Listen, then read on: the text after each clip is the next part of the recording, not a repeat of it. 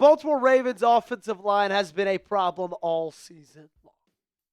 That might be the understatement of the year. I feel like when you're sitting here at week 16 and you look back at every single game you've played, if you lose a football game, a big reason because of that is the offense hasn't been able to going, and a big reason because of that, of course, is because of the offensive line, because of the five guys up front. Especially over the last 8 weeks or so, once this defense has kind of figured things out. And we're not really even talking about the tackles or the center.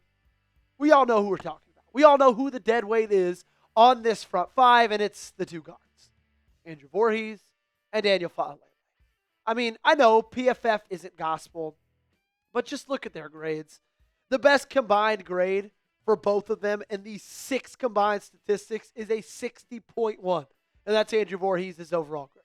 Their pass blocking grades is bad. Daniel Faalele's run blocking grade is a 55.4. Somehow, his pass blocking grade is even better than that when he's putting out tape like this a couple of weeks ago from the Minnesota game.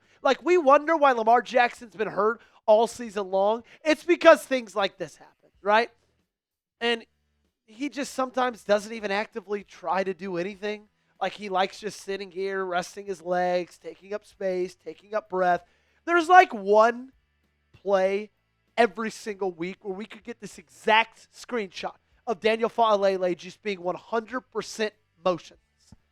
Now, because they've been so poor, we have gotten to see a little bit more of rookie guard Emory Jones Jr., third-round pick out of LSU, a guy that we've been hoping to see more than we even have. But since he's come back from injury, uptick in the snap count a little bit.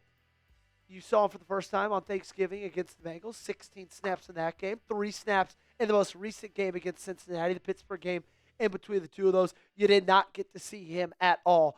But the cool thing is he only played 3 snaps against Cincinnati this last week. But boy, what he was able to do should fire everybody up. Everybody should be very excited from what we're seeing from this rookie. There he is at that left guard spot coming in for Andrew Vorhees. And look at this. Automatically is physical at the point of attack in this run block. And then he's able to stay on that block. That defensive tackle tries to get off of it. He's consistent. And then he shows off his power. He shows off his strength. And absolutely takes the guy to the ground. Pancake block. One of the big reasons that Keaton Mitchell was able to spring this one for 15 yards. But the funny thing is we're going to reset this play. And instead of looking at Emory Jones on the left, look at Daniel Faalele on the right. So there he is, circled in red. And he's, not pulling on this, but it's an active toss to the left. So he is moving left while blocking. Does a good job of initiating contact, and then just gets out physical. He gets pushed.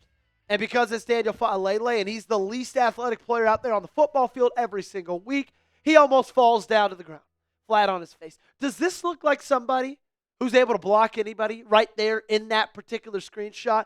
Because, ladies and gentlemen, to me, it does not. So you should be really excited that Emory Jones Jr. is kind of finally making plays out there. And I personally am excited that he might get a little more playing time this Sunday. Who knows? Maybe even splits reps 50-50 with Andrew Vorhees. I am just all about getting athletic offensive linemen like Emory Jones, who also are strong. Don't get pushed off their blocks and don't stumble, bumble, and fall over flat on their face, like we see Daniel Faalele do every single snap. Do you think Emory Jones Jr. should start? Let me know by liking today's video. Be the change you want to see in the world. Who said that? Was that John F. Kennedy? Or have we already had this discussion? Be the change you want to see in the world. I think that's JFK. Let's go ahead and say it was. Be like him. Hit that thumbs up button and like today's video. So what this means for Sunday, I think, is a really cool opportunity. Because Mike Vrabel spoke to the media today, and they asked what went wrong with the second half defense. He said, well, they pushed the line of scrimmage. We have to be able to stay gap sound and build a wall. The Buffalo Bills were able to push the line of scrimmage in their run game and in pass protection as well. Now, unfortunately, Buffalo's offensive line is much better than Baltimore's. Much better, okay? They've got one of the best offensive lines in the league, probably only behind Chicago's, but still, okay? Derrick Henry is a key to this one. Derrick Henry is a key to this game. There's no ifs, ands, or buts about it. And he's coming off one of his better games of the year, which is cool. 11 carries, 100 yards. Didn't find the end zone, but I'll take 9.1 yards a carry every single day of the week. Now, New England does have a good run defense. So I'm not just going to go in there and say, you know what, you're going to be able to run all over these guys. It's not like you're playing the New York Jets. No offense to Gage. But like Baltimore just needs to come out physically running the football. And here's the most important part. They've got to stick with it. They've got to stick with it. In my opinion, that's what screwed them so early on in that game against Cincinnati. Now, they won it. They won it by 24 points, but it could have been worse. Look at this. Drive number 1 against Cincinnati. First play, 5-yard rush. Then a 3-yard rush. Then a 3-yard rush. First down. Then 4-yard pass. -1 yard run. 6th play, they pass it again, and it's sacked. As soon as they stop running the football, the drive stalls. All right, let's go to drive number 2 now. Maybe something's different here, right? 3-yard rush, first play. Not bad. You get 3 yards of play, you'll get 100 first downs again. Second play, let's pass the ball. Sacked for -9 yards. Drive pretty much over. 3 and out. Okay, we've established right now you can run the football well. Drive number 3, that keeps on going. First play, 8-yard rush. Second play, 15-yard rush. Third play, 2-yard rush. Not as successful, but still 25 yards on 3 rushes. Let's keep it going. Fourth play, pass interception. That wasn't Lamar's fault. That's the one that bounced right off of Zay Flowers' hands. But still, if you run the ball successfully, stick with it. When it comes to run the ball, let's play prize picks. 16.5 carries for Henry against Cincinnati. More or less on that? What do you think? Let me know down below in the comment section. Give me a more or give me a less if you think he's going to get more carries or less carries. Speaking of prize picks, I got to tell you guys about our awesome sponsor. It's our great friends over at Prize Picks. It is the holiday season, which means it is the best time of the year for sports. You got bowl games, basketball matchups, playoff pushes. It's all happening at once. And while you and I are out here making decisions every day, what gifts to buy, what to eat, which game to watch, there is one place where it feels good to be right, and that is Prize Picks.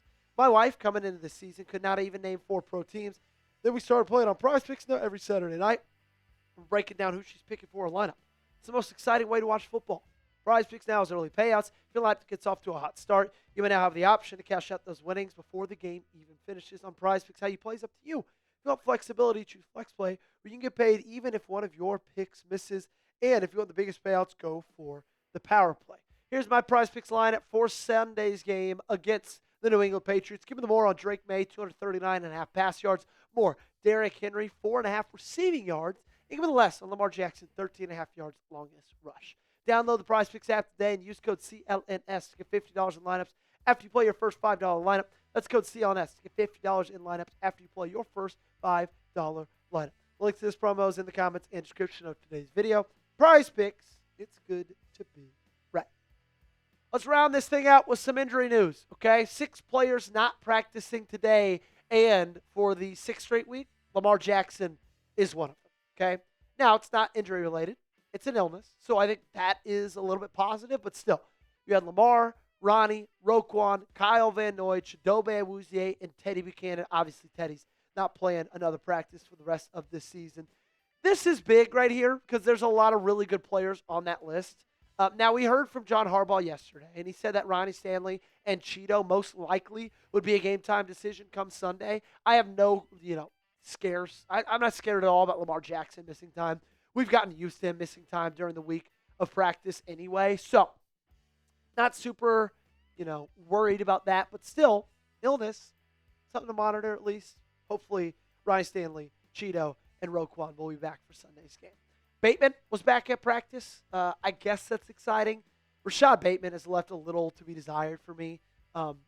Just have not really thrilled and inspired by his effort, inspired by his play this season, inspired with what he's been able to do on the field. And he's honestly made me kind of look like an idiot. One of my worst takes of the entire offseason was me saying that Rashad Bateman could be this team's wide receiver one. Now, I don't think that's a stupid take, right? I think I just put my faith in somebody who let me down, unfortunately. And last but not least, Jay Higgins, welcome back to practice, my friend. Undrafted free agent linebacker out of Iowa. Did a lot of really good things in the preseason training camp, obviously enough to earn a roster spot. Well, with Chandler Martin out with an ACL, Teddye Buchanan out with an ACL, it's going to go Trenton Simpson, then Jay Higgins under him. Jay Higgins, really excited to see what he's going to do in this, up snap count after the Teddye Buchanan injury. Random question to round us out. I want to know, who's your favorite Ravens player ever? Let me know down below in the comments section. And I'll make a stipulation. You can't say Ed Reed or Ray Lewis. Let me know your answer in the comments. That's going to do it for today's show. Make sure you guys got me following on socials, Instagram, Twitter. I'm on both platforms. Make sure you subscribe to the channel, youtube.com/RavensTV.